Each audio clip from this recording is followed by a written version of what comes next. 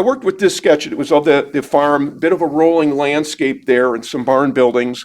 So that was the where I started with it. I put that book over here. As I tell my students, I'm not going to show you that part, but one of the things I beg my students to do is take time to make thumbnail sketches. And where did it go? I guess it's this one. So I always bold them, and even I'll do demonstrations of doing quick thumbnail sketches, 2-inch by 3-inch sketches.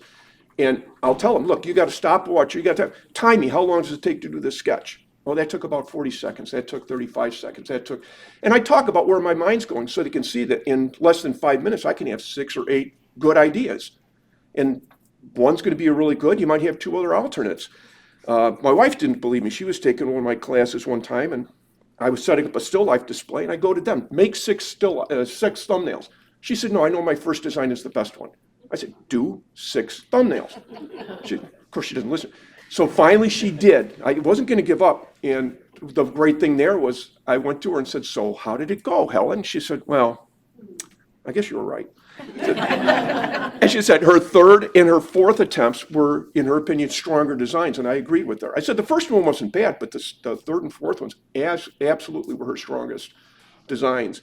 I know I spoke with somebody at one of the Plein events up at Door County last summer, and he brought up the fact that he said he tries to get away from the typical. We all get that way. We go to a location and we'll paint, but we go to our fallback. What's our standard? We see a scene with a pond. We always do the same design, or a scene with a barn.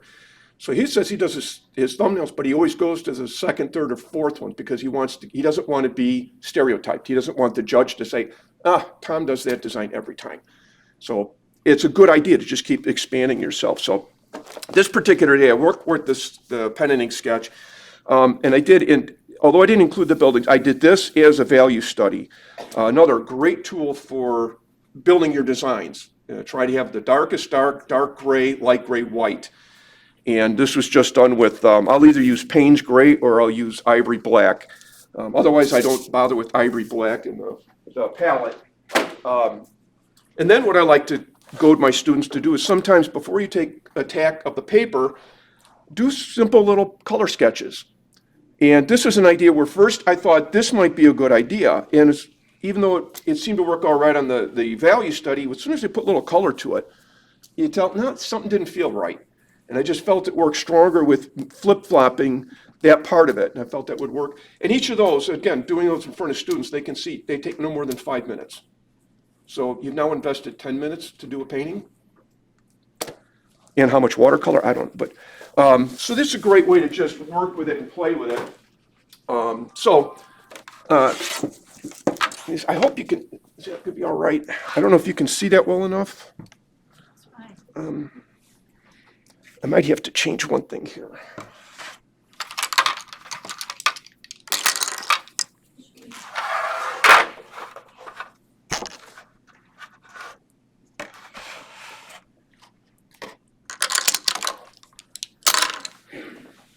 A lot of times, one of the thumbnail or the typicals is for students to work. I tell them one of the isms is to work from background to foreground, from light to dark.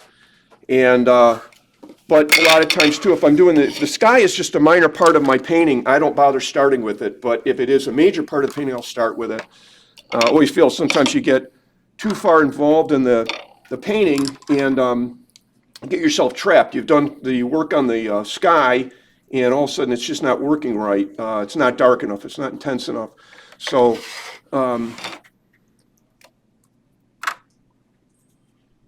We get a few colors out here. Just very simple palette. I've always worked just simple around the horn. Burnt sienna. I've got my earth tones. I got a little bit of raw sienna, yellow ochre, lemon yellow or Windsor lemon. This is a kind of combination. I've got aureolin yellow and Windsor yellow or primary yellow.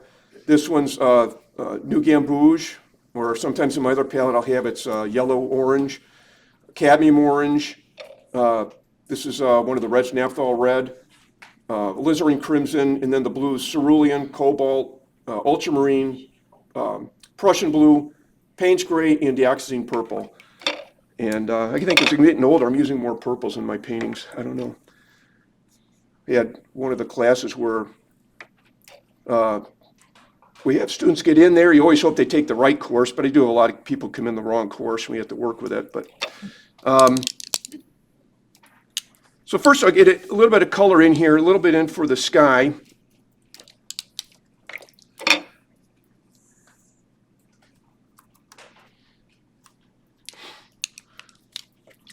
I like to keep, when I'm doing the sky, get a combination of hard and soft edges.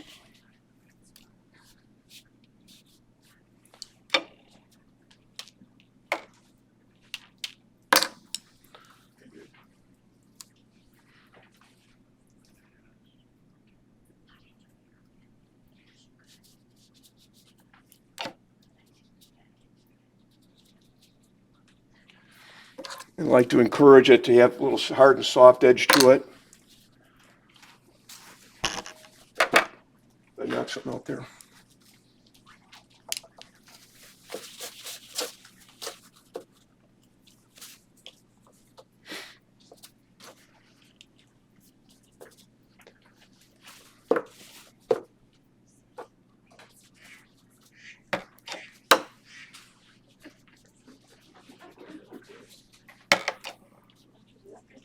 Somebody get out of this duck blind.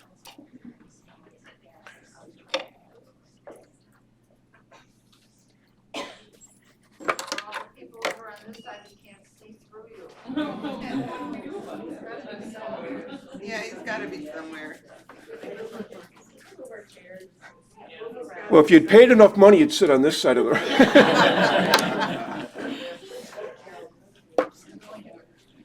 I feel like I'm dealing with my students now. Well, Tom, you're not doing this right. You're not doing that right. Well, the funnier one there is sometimes people see you start to do something. I think you're using the wrong color, Tom. And then, you know, you do something and, oh, I guess you knew what you're doing. But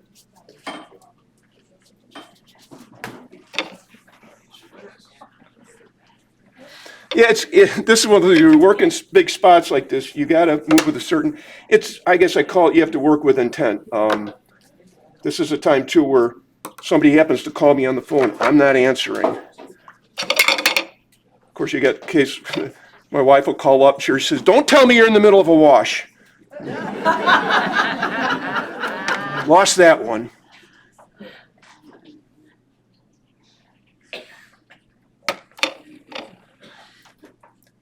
And so sometimes you get these happy little accidents, you got to run with them. Sometimes you cry. But, you know, when things, oh, see, look at that right there. Didn't intend that to happen. We'll see what happens with it. We'll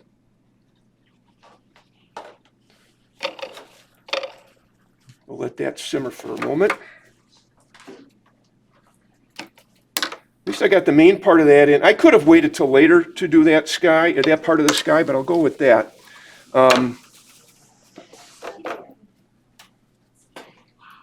It needs to be a little more intense.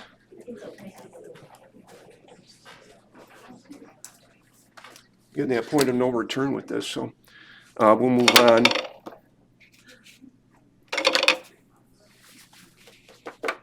You're painting from the sketchbook?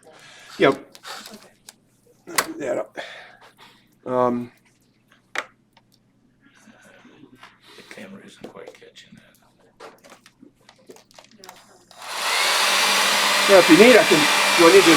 Well, I'll let you color in the rest of the shot popping.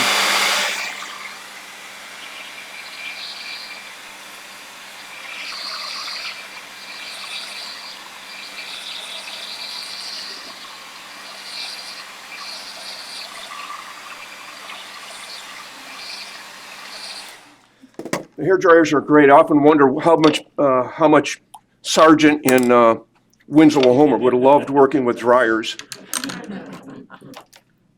Yeah, this is one actually a gift of one of my students. She had left it the last week of class, and Lynn, you left the dryer here. Oh, I'll get it next semester. And she never came. Didn't come back the next semester. She had some medical issues and something else went on. She said, you know what, Tom, just keep it. I've got enough dryers, so just okay. Thank you, Lynn. So I think for now, I'll go ahead and start working here. I should make sure that's dry, but I'll just go with reckless abandon. We'll see what happens.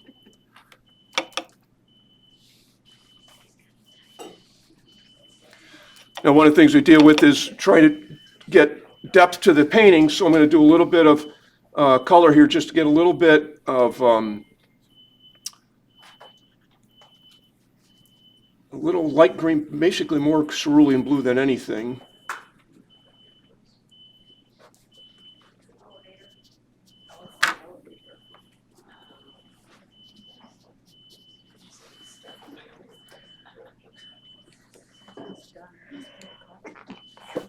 Bless you.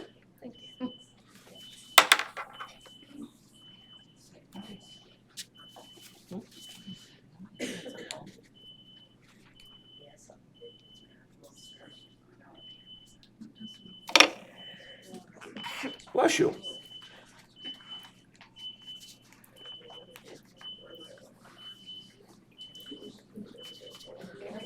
Just keep these going distance.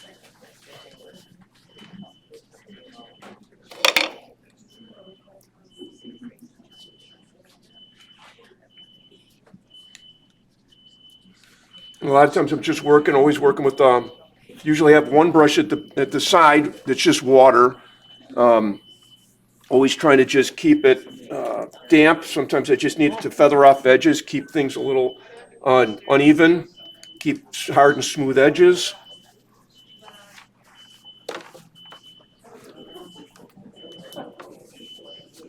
Let's work through that. And the classes we got at Rock Valley, you got one that's just a beginner's class, and just to get people introduced to watercolor. And that's one too. I've had situations, some high school students have come in, they usually ask before they just sign up. I've had some kids who are homeschool kids that come in there, so that's always interesting too. It's kind of a good mix for even some of the adults they have to deal with. It's interesting you work simultaneously with a pointed brush and a chisel brush. I could work with two brown brushes if it helps. You need a brush with bristles at both ends. Yeah, that's, I always kid people too. They'll come in with these brushes that are these little ones with these gimmick brushes. And I said, whatever you can do, I can do with these brushes. You don't need to do so much of that. Like a nice brush. What's this? Yeah, there's some of these brushes that are combinations. I don't really like the feel of these synthetic brushes so much. Most of what I'm working here are sable brushes. And to me, they just have a much better feel to them. They hold much more water. I can do better things with them. You have to take care of them though. One of my students had been with me for several years, and then he had job transfer out to Salt Lake City. And while he was out there, he didn't paint for the 3 years. And Gary came back to sign up. Oh, Gary's back in town. He signed up for the next watercolor class. And there's Gary at the back of the room. He opened up his tackle box to start painting, and all of a sudden he starts laughing. What is it, Gary? He said, I had visitors. He held up brush handles. He had sable brushes, and they were down to nothing. And in there were a couple little carcasses of bugs that had gotten in his tackle boxes. Hey, they didn't live long, but they lived well. So what do you do now, Gary? He said, Tom, you always told us if we're going to pack the brushes away, put some mothballs with them. So what are you doing, Gary? I just go into synthetics. So, That was my Chinese brushes. I left them for 55, 60 years. yeah, there's always hazards. I know about it upstairs. Yeah. As long as I know it's not my fault, that's. Now putting something in more mid-ground. Now again, in background, cool colors recede, warm colors come forward. So I want to warm this up a little bit for more of these mid-ground trees. Right.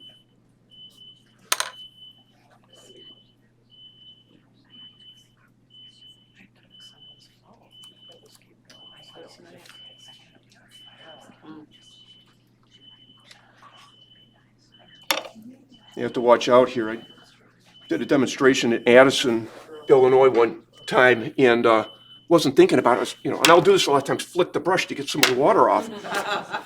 And I was right next, all of a sudden I finished up and I saw these marks all over the back wall. So I started fixing it, and they find out that they had just had that wall painted. Well, it's a good thing it wasn't oils. Yeah, well, maybe I should have just signed it, just, Is it expressive art or is that non-objective? I don't know. But I cleaned it up, so I didn't get in trouble with them, so that was a good thing. Show me your water container. Yeah, David was making a comment earlier. When I go, just because I don't want the water to fall out of bottle, I use this. It doesn't tip over in the car. It's very strong plastic. It's not going to break. But police officers seem to raise an eyebrow about it. Walking into a bank with it, it's not, I thought it was probably not a good idea to walk in with that, so. Well, yeah, that Rock Valley one night, I showed up at the building where we work, and they had some sort of a problem with the plumbing, something underneath, and there was like a sewage gas that was leaking into the building. And so they're busy trying to repair it. So meantime, the campus police and the local police were there, and I started walking with that bottle, and that one officer really didn't think too much of that. And, yeah, police officers, they keep things interesting. They had one time I was painting alongside the road, and an officer pulled up, and oh gosh, am I in trouble, officer? I'm kind of in the road. He goes, well, no, I was just concerned. I thought maybe you had a tire blowout or something. And, no, officer, just you're painting. Painting what? He just couldn't understand, what some guy's doing out there painting. And but he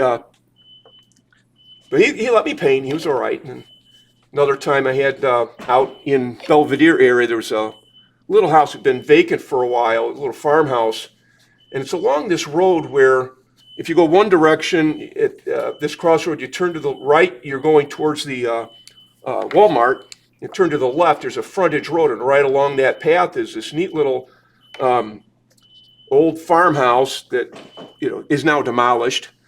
But I thought it was really interesting to get that before they got rid of the building. So I'm tucked back in this spot right by the painting away, and all of a sudden I realized there's a car right behind me, and I hear that car idling, and it was an officer.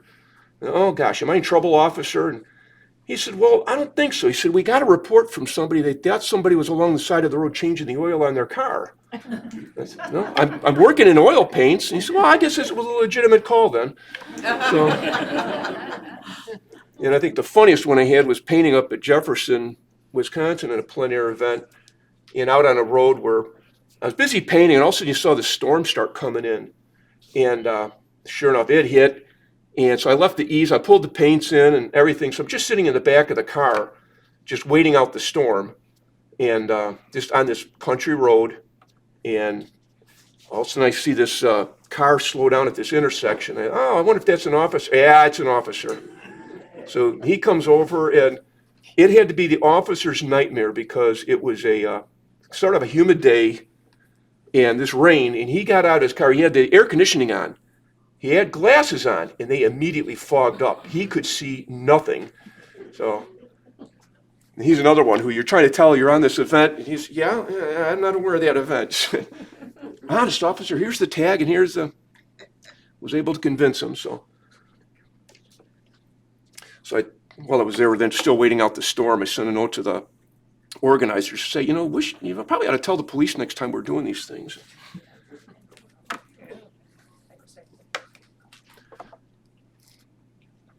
This is just going at it again with the brush, a little bit of water to just want to create some blossoms. I had, in college, I worked with a professor, and he came from a commercial art background. Everything had to be nice and crisp and clean, and, he didn't believe in, you'd get marked off if you had blossoms on your painting.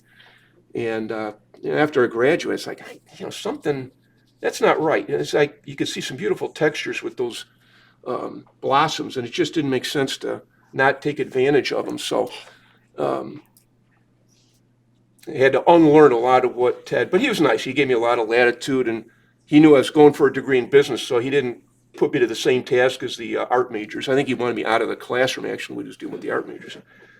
Yeah, that was another one, too, where that Millikan did not offer a minor in studio art, and that was, I'd worked on some projects with the fellow from Career Placement, and so when he was working on, touching up my resume, he calls me up one day, he goes, Tom, you don't have, your art's not really listed here right. I said, what do you mean? He says, well, let me get back to you.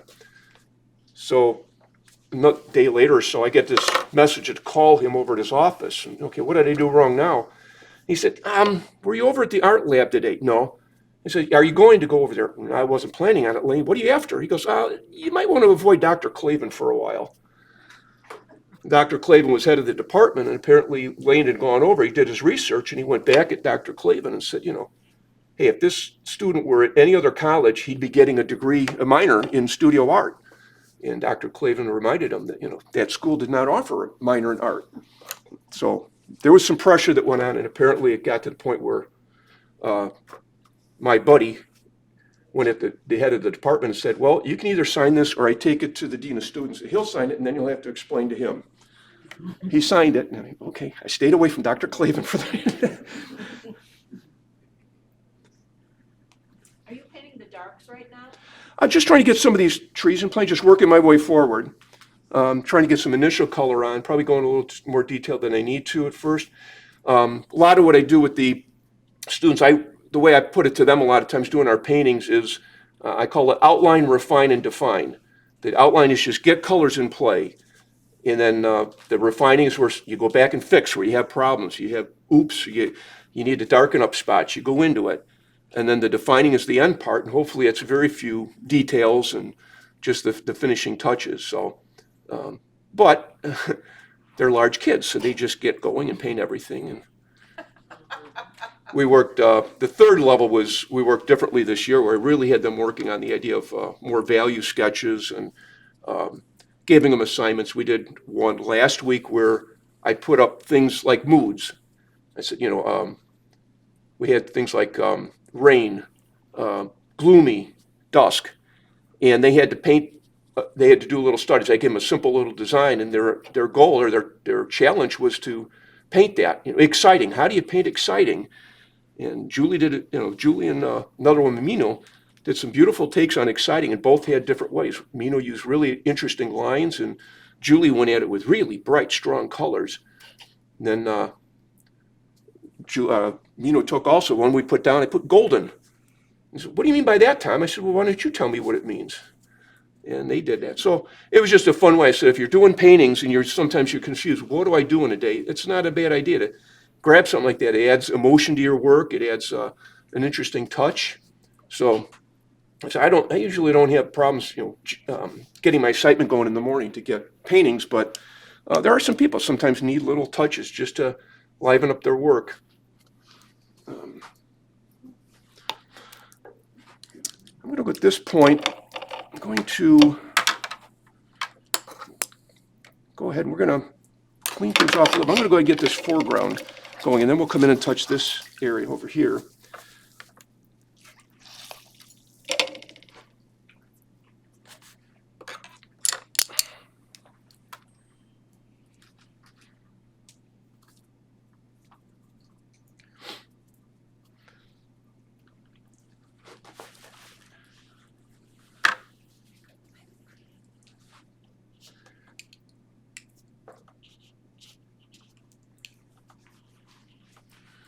I just want to get a little color in play. I know we're probably going to come back and touch this again later, but just keeping to really light tones for some grasses back in this area. And I don't mind leaving some white of the paper if I can remember. Well, it's one of those things I try to, especially when I'm outdoors, and if you're painting outdoors, sometimes you just get lost in the moment.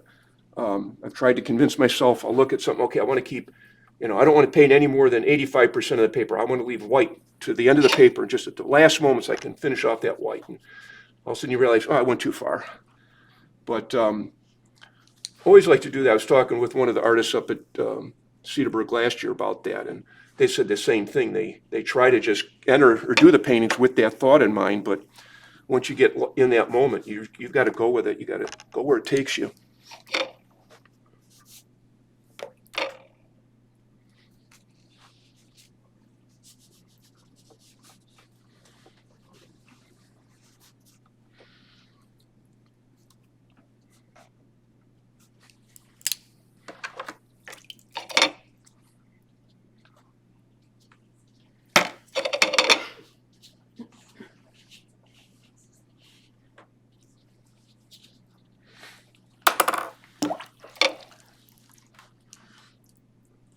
get something else mixed in for this field at the side. Oh, I know what it was good to do. I'm gonna take this a little further.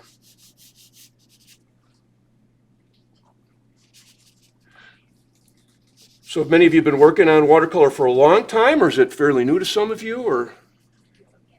We're a mixture of, some people I, Eclectic. yeah, eclectic mixture of newbies, Good. and established, and people who take time. You know, the one thing I do know is that no matter how much you learn, you never learn it all. And that's one of those facets that just keeps it always interesting. The fun thing too is sometimes, like I said, my son has taken this on a little bit. We've got a couple people that paint with us at that Plein group, and routinely they'll do something. They'll ask me, they remember seeing some of these techniques from class, and then they go to doing their own special twist on it. It's just really fun to see that.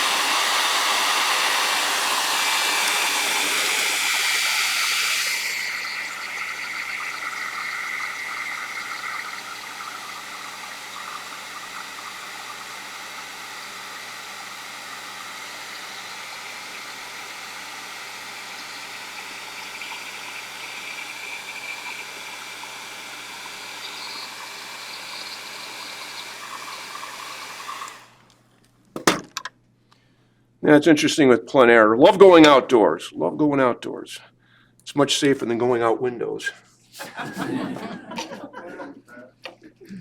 Mostly oils outside though, Tom? It's a good question. It depends. There's aspects about the oils that make it a lot easier to do those outdoors than the watercolor, especially if you get humid days or rain. Sometimes the glaring sun could be tough. And so that's where there's aspects about doing the oils that work a little easier. Sometimes it's a matter of the subject matter. Face it, sometimes too, if you're out in the country on these country roads, it's really not a good way to. I have a watercolor easel, but I also will oftentimes just sit. I've got a small folding chair I use, and so sometimes it's a matter of the situation, the subject matter may dictate.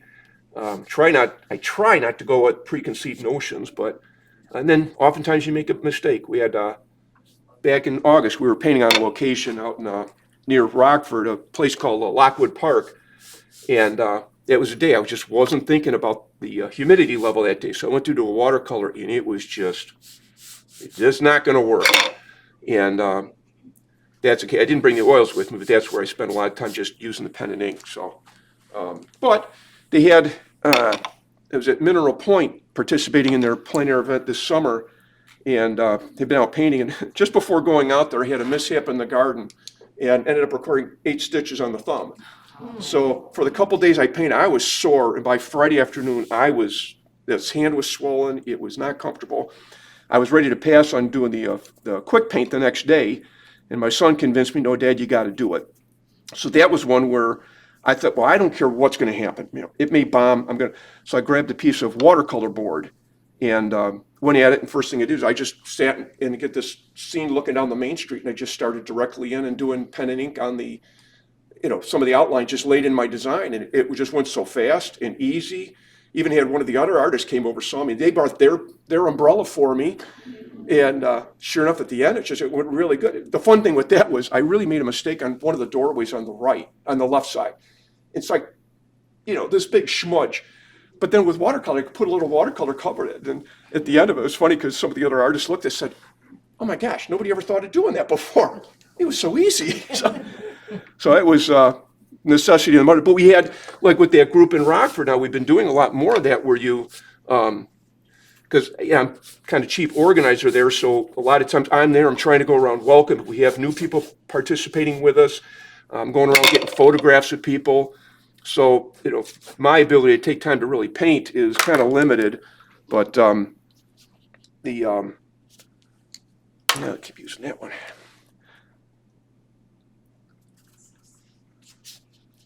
So that's one of these where I've done more with just doing the pen and ink and quick sketch. We had the opportunity to, Clem Arboretum is a facility up in Rockford that has beautiful gardens, and they've allowed us to go in there and free of admission, which is really nice. And situation came up where they decided to put in a display space. So I was talking with the director a few weeks ago, and she was kind of concerned about they're not sure exactly what they're going to do for the winter time. So I laid out an idea of us doing, I know it's not true plein air, but what if we did things like we do at the cafes, where we'll get together on Saturday mornings and paint. And she kind of fine with that, but she said, I like to keep it to natural items, like this case, pumpkins, poinsettias, things like that. Let's keep that. Okay, we can do that. So put it to the people that do the plein air. We go to a coffee shop and we will set up a still life arrangement in the middle of one table. We're able to get the table reserved, and people sit around there and just do that. They'll work on the still life. That particular day, a week or two ago, I went there. I didn't really like my view of the setup. I had a real good idea of what I wanted to do, and my wife was putting the items together, and she had this little wagon she put in there. I said, I don't want that in. I just want pumpkins and gourds, just pumpkins and the gourds. So as I got everything in there and all arranged, I went and looked, and what did I have? But I had a view of that stupid wagon that she was putting in there. So I went, I looked to the other side and just saw a real neat view of somebody, one of the patrons at this place, busy reading, doing their Saturday morning reading. So that became my muse for the day. And but that'll happen.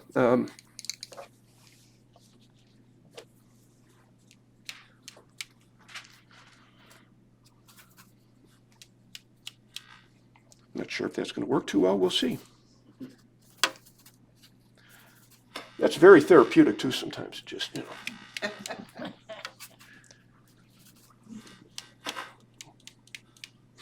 you ever get to take your paints in the car and go for a ride and stop and do something? Yeah, a question about doing stuff along. I usually keep a sketch or a backpack with me, and just a second here, let me. So I might have like a sketchbook. I have pen and inks with me, pen, so I can do it. It's a little fountain pen. The other thing I came across is a neat little device. It's called portable palette. And I think we all have different ones, but this one is interesting because I can open it up. And it's got cups if you wanted to put water in there, but I use an aqua brush. I don't know if you're familiar with those, water brush. So I'll have that. You put these cups on either side. That could straddle my leg, or if I need to, I can put that on the car. And from the seat of the car, I can draw, and I'm not there. Or if we're at the restaurant or the cafes, this is here. I'm not getting the tables messy. It was got that out of Cheap Joe's, and it's been a tremendous tool. That's a small one, right? Oh, That's a yeah. Smaller size? Yeah. I mean, they sell it two different sizes, I think. Can you do I that don't- while you're driving?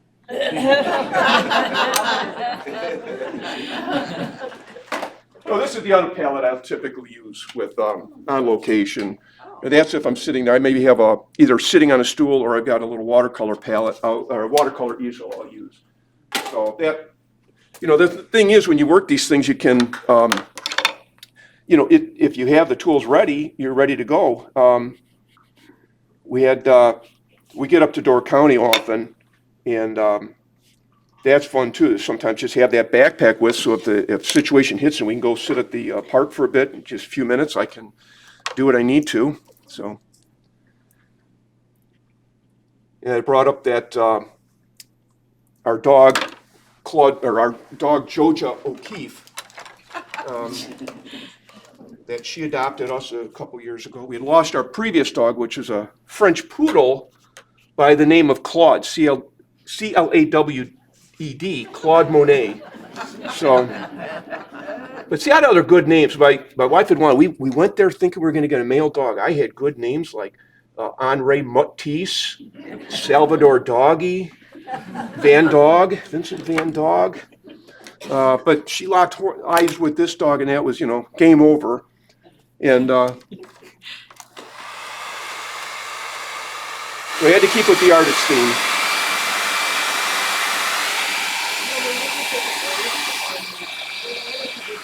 It's up to you. No, Well, you asked. No, that's fine. You want to stop now? Go ahead. I'm gonna keep painting. Okay, guys, before we break, there was one item that I forgot to announce for new business. Over the table here, we Seeing reds, yellows. One of the facets too is to be thinking in terms of just adding a little bit of color, get just aspect of a little bit of value or change to that cloud can give that feeling of depth, of some range on it. I'm trying to play with the idea of sunlight coming from my left.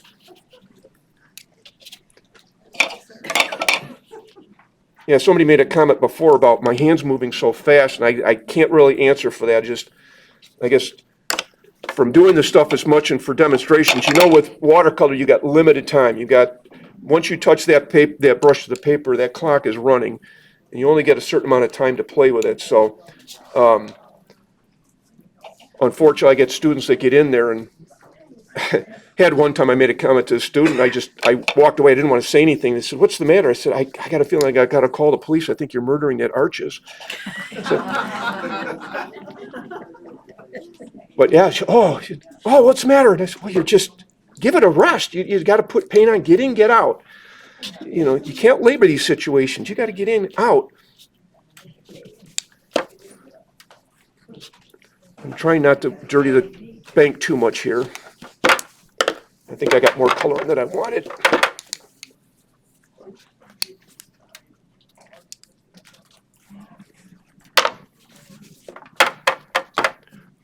One of the devices I have, I don't think I'll be using it today, but one of the devices I keep with me is a little spray bottle I picked up at Ace Hardware.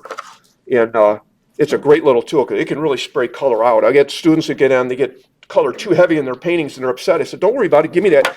Use that little bottle and you can spray stuff out. What was in it to begin with? That was just blank. Hardware store had them for on their sale table at $1.50. I grabbed 3 of them.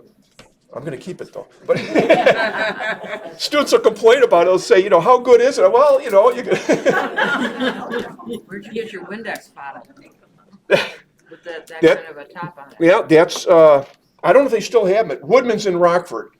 It's right now, last I saw it was $3.59 and the Windex was free. Wow. Actually, I had a student come to class the next week. She said, they didn't have those bottles at Woodman's. Sure they did.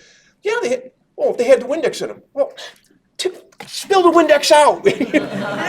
Or wash your windows, wash your neighbor's windows, and then they owe you a window washing. Oh, we didn't think of that. No, we just want the bottle. Yeah, people come in and they have these bottles that are more atomizers, real fine sprays, and they're not going to work for you. They're not going to work it too well. So I'm going to try and move here. Now we'll start closing in a little bit. This is case where, too, I usually would have gotten a little more on here before I took a break, but I knew we were running tight, so.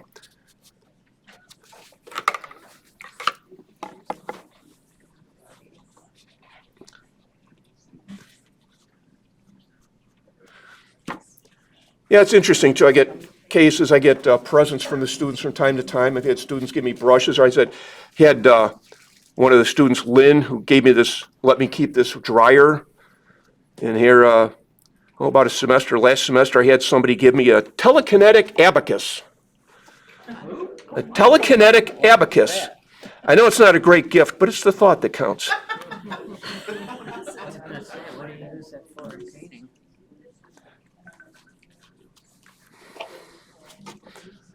Yeah, we're talking, you know, drawing is such an important part of the painting. I know there's artists, David LaFell is one of them who says too, if you can't draw it, you can't paint it. And I do have students, unfortunately, come to my classes and they've got aspirations for some really intricate paintings. And you know, you want to run a marathon, you can't even run a 5K. You gotta start a little earlier. Let's get you going with stuff. And they get kind of disappointed because they want to get painting the big stuff.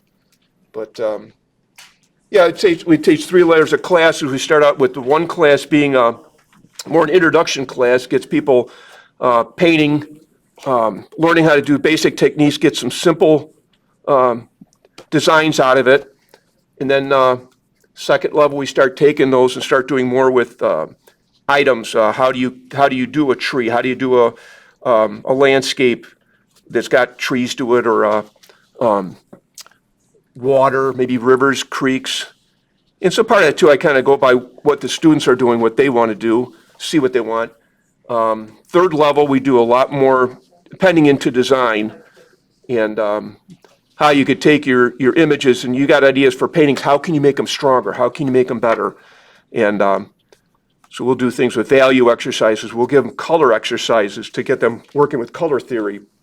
And the fun thing there, sometimes you get students that they'll start out with go through the 3 layers and then decide to go back to take the second layer over again, or take the first class even a second time, because they want to go back, and now that they've had a taste of watercolor, go back to experimenting with the different techniques and learn a little more. Oh, now I know a little more about using that technique.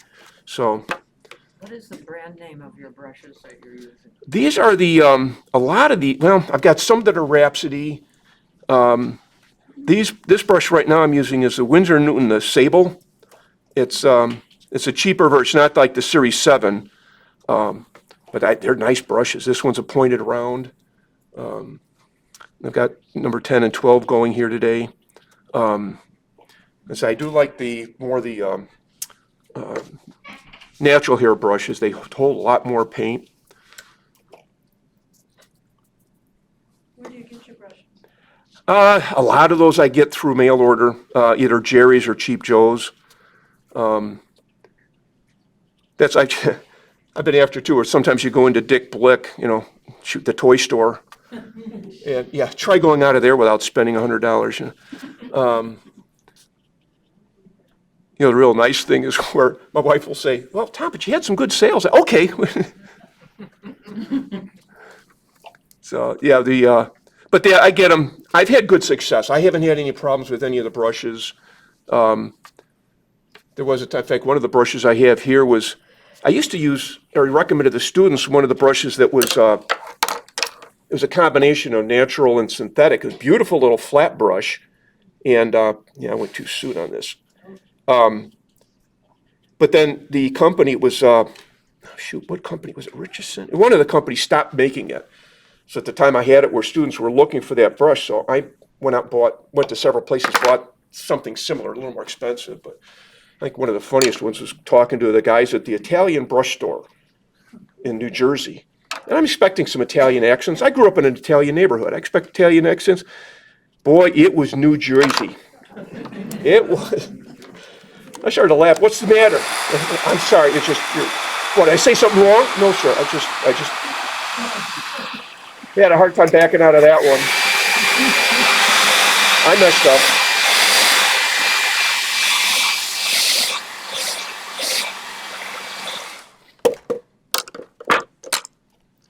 This is where sometimes I'll have a couple dishes going at a time, just because I'll have paint all over the place. So when you put pencil lines in your white areas of your clouds in your sky, and then you went back in and put color to those clouds, do you try to get rid of the pencil lines, or Nope. did they just disappear? To me, they're just general guidelines. It's a good question, because I use those as just point of reference. I tell the students too, you'll see times I use it, once I get putting paint on, I let the paint go. If it goes over the line, so be it. I just chalk that up to the gods of art prevailing. Yeah. You don't try to go back and erase No. them? No, that's something too. A lot of times, just the amount of water you put on will take care of a lot of the pencil line, the graphite. And I tried. My feeling is too, it's watercolor, and that's what it is. But you got the general public that's not real smart about it. So Yeah. they'll look. See, that's one thing too, where they try to say, oh, he just had those printed on a Hewlett Packard printer. I think Hewlett Packard would like to know how that's done. But then too, you leave that pencil line, you say, yeah, if I was doing that, don't you think I'd have removed that pencil line? So it's always something, the general public. The great thing is, when you work watercolor, the general public is not as smart about it. They don't, they'll, as far as they're concerned, if you're not doing oils, you're not doing it right, But yet when you get used to doing good watercolors, you will be admired by oil painters. I've had situations with some good oil painters that have looked at what you're doing and said, oh my gosh, I could never do that. wait, with all the award-winning oils you've done or pastels, and oh, I feel pretty good. So, and right about then is when you mess up on the watercolors. But yeah, it's a roller coaster to be sure. And the one thing I think that's tough for us is you're having to trust what's going to happen. When you do pastels or oil paint, hey, the color you put on is the color you're going to get. Whereas, watercolors, you have to assume, I think it's going to go this dark, or I think it's going to go that bright. And if it doesn't, well, you got to deal with it. So let me dry this real quick. How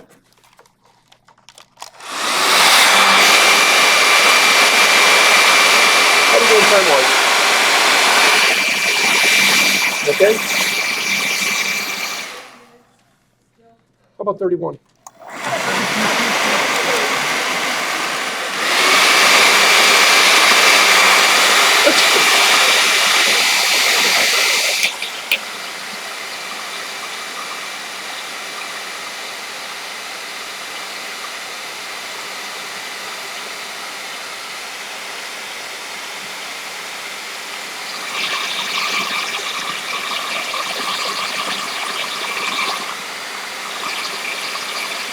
I'm sorry? What colors did you use for that tree that you? There was some of the yellows. I put warm yellow, dark yellow. I had some of the blues in here, some Prussian blue, royal blue. I had some dioxazine purple in there.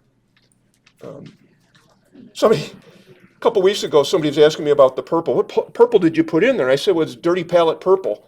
I said, well, look, it's, the palette's dirty. It is what it is, Can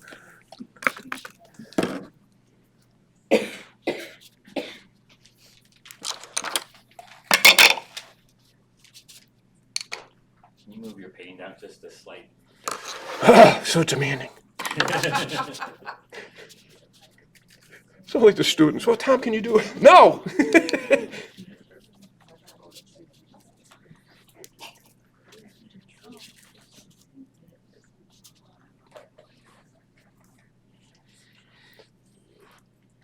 Well, I'll try and finish this up in the half hour. We'll see how close I get. So you said that you did the Door County plein air? No, I was up there during that time, and I was just gonna ask, how do you get invited to a show like that? I wish I could tell you. They got a lot of really good artists there, and last summer, we were up there, we always go up around that time anyway, and one of my students has been a joy to work with. When he first started with me a couple years ago, his drawings were horrid. He's one of those people I thought is never going to last very long, but the man is such a sponge about art and everything going on. And so he was up there, and I gave him directions on getting over. And I challenged him. I said, too, you see these artists, go ahead and talk to them. See, they'll talk to you. And so I was with him one day. We were talking to some of the artists, but it was interesting because the fun thing as a teacher is when the student comes back and says, Tom, that's exactly what you say. We're talking, it's exactly what you say. Okay, John, we're back in class. Make sure to tell the other students. So, yeah, it was fun seeing him do that, and then to see, he was one too. He said every one of those artists, it impressed him how friendly they were, but he said how every one of them had value sketches. Every one of them did time to do the little sketches, get everything ready before they started painting. He said, and then you could see exactly where they're going with their ideas. Says, yeah, just like I tell you, right, John? Yeah. He's good. His drawing has improved so much, and he's the one who comes up occasionally on our Saturday sessions. Okay, Tom, I'm having problems with this. Okay, we'll get you a little something there. And then, if somebody else talked about it, I said, well, sometimes you're like an auto mechanic. You have to see what's broken before you know how to fix it. And John is good. There's several other really good ones that say there's one of the guys who comes from an architecture background, and he's been a real interesting one to learn from. Yeah, no matter how you. Just speak to how your little plein air group, I don't know if it's little, but your group, how did you guys get started and how do you organize and, Well, I don't know how the right way to do it, but we, part of it, I had always wanted, my wife brought up too, she said, I've always wanted to, forever, I've wanted to get something like that going around Rockford. And we had a blend of students that about a year and a half ago because we talked about the plein air work and that, and they, they made a comment about, boy, it'd be fun to start a group and blah, blah, blah. So, okay, we started out. So the first few sessions, we only had 3/4 people coming, and we got a Facebook set up right away. That's Plein Air Painters of Rockford. You can see what we do. We got things kicking, and just, part of it word of mouth, part of it the students sped words. That Facebook site has given us a lot of exposure around the community. We had just kept it going, and then at the end of last year, by that time we were getting maybe 6 to 8 people every Saturday getting together, and as many as 12, 15. But then what we did was, coming to the end of the season, some of the people are a little older, and I know they're not going to want to go, go out. We're not diehard plein air, okay? We're not going to go out in the freezing weather. It's like, I've done it, I can do it, but some of the people, you're just going to lose them. So we decided to take it indoors. So we started going to Panera's, and near us is a coffee shop, Meg's. So we started working there. Meg's is really nice. They have a table at the front that they'll reserve for us for Saturdays. So at least during the winter time, we still can paint indoors, and that's just been great for the camaraderie and the relationship, friendships that have gotten worked up. And then because of the website too, then last winter, my wife and I reached out a little more to some of the venues in Rockford where they might not normally, they charge admission, and we were able to work with them, and they opened up their facility so we could go there free of charge. And the fun thing now is where we've had a couple places now come back at us at the end of the season. Hey, you want to keep us on your schedule for next year? I said, okay. He had one fellow, I've known him for years, and he said, we've got our family farm. I'd love to have you folks come out there someday. Okay, Jerry, we can work there. I think we can work there. But, it's a little tough, Jerry, but we can. So, do the Japanese gardens? Well, okay, it's a good question. In Anderson Japanese Gardens, beautiful there. They are really sticklish about any painting in those gardens. Somebody, one of the people that will tend to work with us is very good at pastel work. And she kind of got out there, and I think she ruffled a few feathers this summer with being out there. They had concerts, and she go and set up and do her. She's a constant merchandiser, so. But the Anderson is really sticky about that. If you do go to paint there, you have to pay admission. They're not going to let you just in there. But last winter, that coffee shop we go through was having a pop-up cafe at Anderson. They've got a little restaurant area there. And Meg's was doing a pop-up cafe. So on Saturday afternoons from 1 to 4 o'clock, they would be in there. You could go buy coffee and sit out. You'd look out, beautiful picture windows. You could look out on the gardens. So we started going there on Saturdays. And they'd usually have somebody from the Rockford Symphony playing an instrument. So it's just been a beautiful setup, beautiful afternoon. And I was telling some folks earlier, one case, there was one of the violinists who her posture just caught me. It was just, she was so still, so beautiful with that, and the way the light was hitting her. So I did a sketch of her, pen and ink sketch, and then later did a watercolor of her. And she saw the pen and ink sketch, and she insisted that I had to give her that pen and ink sketch. I sold it to her, but I didn't want to because it had a beautiful pen sketch on the backside, and that I really didn't want to. God, look at this. My wife is like, yeah, it's a beautiful pen sketch, Tom, but think of it this way. I hate to put it, Tom, but someday soon you're going to die, and what are the boys going to do with that? Nice. Thank you so much. Yeah, a lot of hope for the future. She's a keeper. You tell some of the people the story, some of the people in class, no, Helen wouldn't do that. Helen would, yeah, she did. Not that I don't ask for some of that, but yeah, there's a lot of laughter at that. So we'll go in They here. let you in free at Midway Village in Rockford? We do. We have to, thank you. Yeah, we have a chance to go in there free, and we have to arrange with them. But nice thing there is they have one of the master gardeners from the area does all their gardening, or oversees all their gardening. So she's been very good about getting us hints as to areas of the garden or areas of the where we might do best.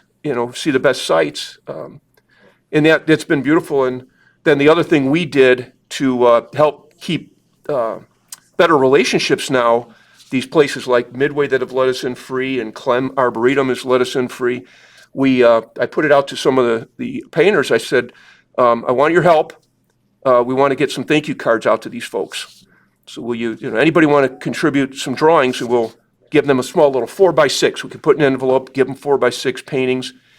And the response was great from the artists. And I've already heard back from one of the places that said they were really happy with that. And so we're trying to just see what we can do to parlay that into more places, more opportunities. Clem Arboretum is going to open up in the winter. They've got a big meeting room, and they're going to open that up for us to come in there. They were really nice to even set up they decided they wanted to change some things in the entryway of their visitor center, and they've given us the chance to put up displays of our work there. So it's just been, like I say, the Facebook, and once these people see the Facebook, their fears, also, no, they got an idea what you're going to do. One of the places with an orchard that, we thought we'd be fun to go in there is the October hit, and the guy was really skeptical, the owner of the place. And then he let us. His wife said, honey, just give him a chance, And thank goodness. So we brought a little sketch to him, but he made a comment. So anytime you folks want to come back, you're welcome. So that was the day we only had like 5 people. It was a weekday afternoon we went there. And we have one woman that brings her 2.5-year-old. So he lightens some things up every now and then. She's appreciative when she can leave him at home. But there's, let me see if I can tie this up a little quicker here.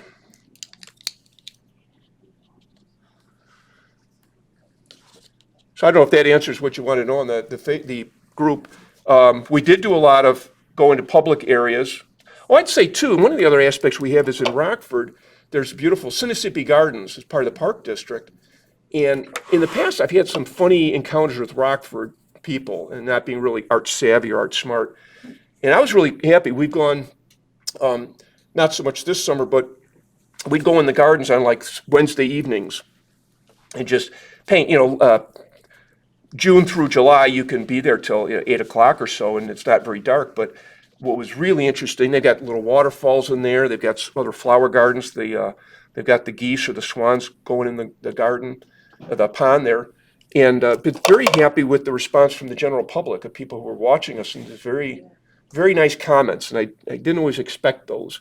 But happy for some of our artists who maybe are not as good, but they got nice bits of encouragement. So that's always helpful. Yeah, I guess when you do it enough, you can take sometimes the dumb comments that come up. But I feel sorry for some of our, some of the people, they have to deal with that. They don't want to. But we've, it's worked pretty well. I think it's amazing you can paint and talk at the same time. But I can't wash dishes. No, actually not. That's where, when I was in college, to help get some money for stuff, I was a meal boy at a sorority, which is actually where I met my wife. But I said it was a great option because, it's 2 meals a day and all you could see.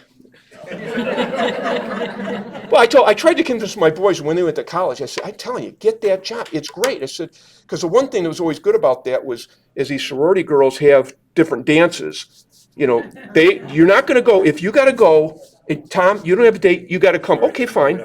Pardon? You move it up again. Oops. There you go, perfect. Otherwise we can't see what you're Yes, sir.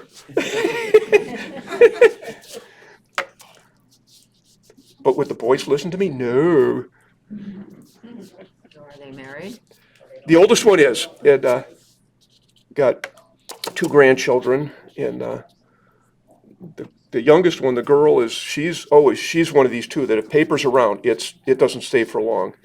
The boy is a little more, he's, I think, almost like an engineering background. He likes to take and make things. He's not so much drawing and painting, but he does. So that keeps it. We had maybe good fortune. We had gotten that puppy, Joja, right before COVID hit. And we were doing babysitting because at that point, the child daycare center had closed up. And so here we are, raising, we got, at that point, Sarah was 6 months old, Simon was 3.5, Joja was 6 months. We understand why people have children when they're young, because it was Yeah, you better believe that. It was tough, but they all worked well. It was so funny too, because the dog, it seemed like there was jealousy on the dog. If all of a sudden the kids are playing, well, you got to play with me too. But it is funny with that dog now, because she's so used to those kids. They can do almost anything to her, and she just, they're part of her litter. So, oops. That's one of the other great uses of these towels. Sorry, I don't mean to cover up that, but just it's like trying to avoid splatters. Let's see if I can. Do you keep referring to your drawing and your value studies as doing this, or now you just know what you want to paint it look like and it's just out of your brain? That's a good. I'm lost.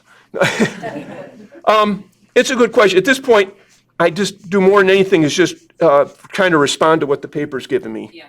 And but it's a good question. I think with watercolor, with oil painting, you can be stubborn and say, no, this is what I want. But watercolor, a lot of it is you just got to be able to adjust and say, look, this is what the gods of art have given me, and I can't change that. So.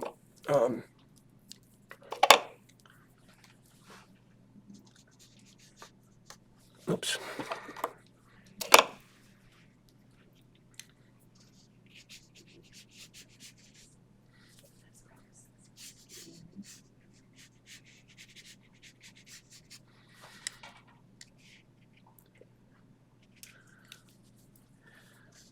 Oh, that's a little wet. That'll mess me up. We'll fix that later. You dance around with the brush so much that it looks so free and unintentional, and then like once the paint is there, you clearly had a vision for what you were doing because it works so well. But if I try I'll to go with dance- that. I'll go with that. I'm not going to say Like, how would I do that? If I dance around like that, I make mud. Yeah, a lot of it, well, they say that, it takes 10,000 mistakes to make an artist, and I'm at about 40 or 50,000. Yeah, you're right. I mean, the more you play with it, I guess that's the thing. You've got to be able to just get to the point where you can put it on and let it go. And if it messes up, you know how to fix it, or you're going to fix it later.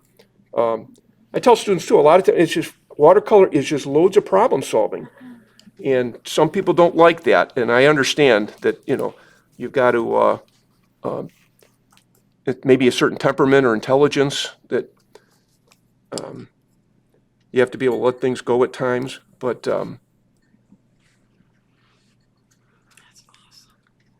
yeah, it is.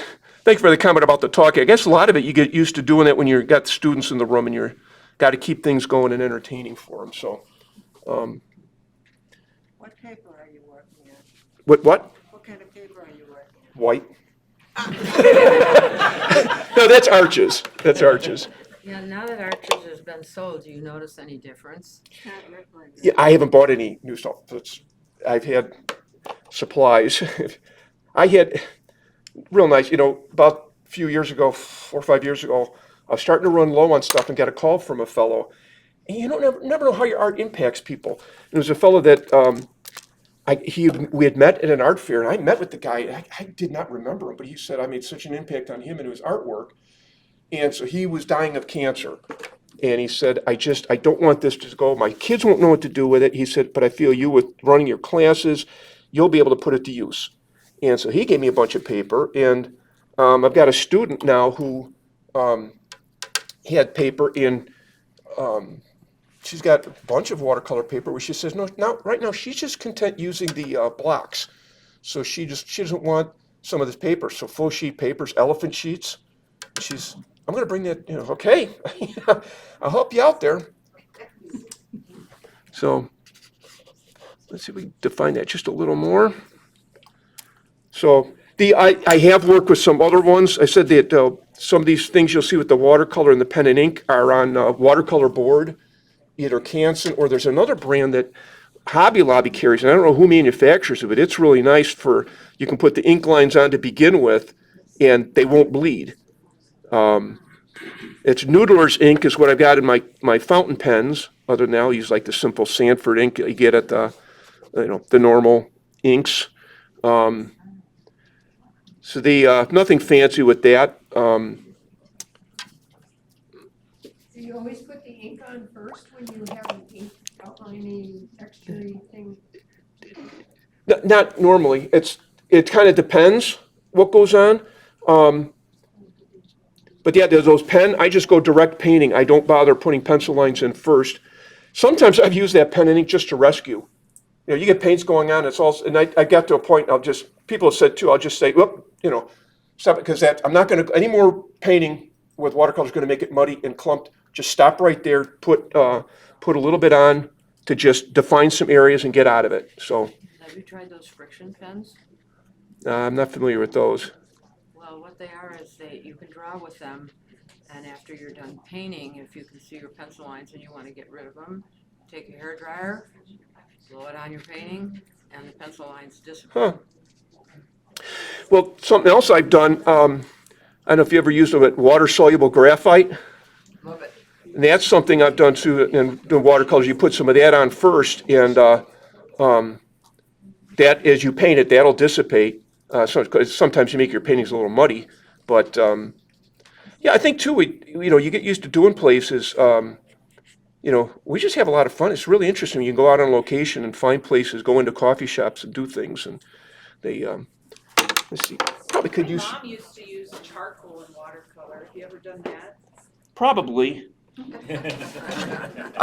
say that, it's like there's so many. My son is such an experimenter, and I tried Yupo, but it's going to take a certain temperament. I tried the aqua board, and I haven't played with it enough to really work with it. But the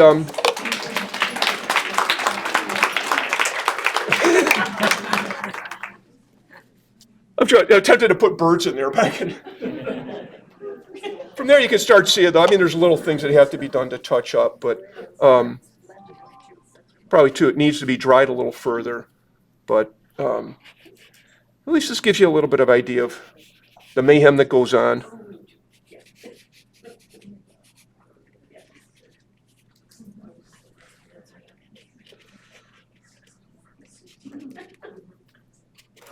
Anyway, I'll just stop there then.